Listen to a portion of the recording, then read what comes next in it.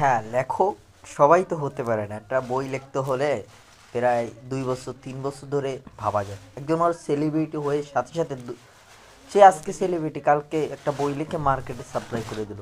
তাকে লেখক বলে না। লেখক হলো ৫ থেকে ৭ বছর একটা বইয়ের পিছনে খাটতে হয়। কীভাবে লিখছে, কোন বিষয়টা, প্রতিটা পদ পদ তার চিন্তা ভাবনা করে বইটা লিখতে হবে। তারপরে মার্কেটে ছাড়তে হবে। তাইলে আপনার ওই লেখার ভিতরে কেউ ভুল ধরতে পারবে না। এটাই লেখকের মূল্যতা। আমি নিজেও লেখালেখি করি, আপনারা অনেকেই জানেন। এই জন্য আর কাফি ভাই যাই হোক না কেন সেটা আমার বেশ বিষয় না। সে ভালো একজন সেলিব্রিটি ম্যান, সে লিখতেই পারে। কিন্তু তার অতিরিক্ত আছে মেয়ের হাত ধরা, এগুলো মানে একদম আমাদের কাছে ভালো লাগে না, আমার কাছে ভালো লাগে না।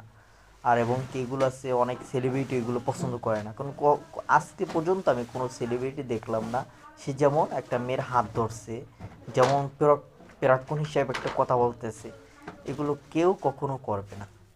যাই হোক, আমি চাচ্ছি যে কাফি ভাই সে আগের মতন হয়ে আসুক, মানুষের ভালোবাসা পেয়েছে আবার পাক। হ্যাঁ, আর এইগুলো বন্ধ করলে তার একটা প্লাস পয়েন্ট কি, যারা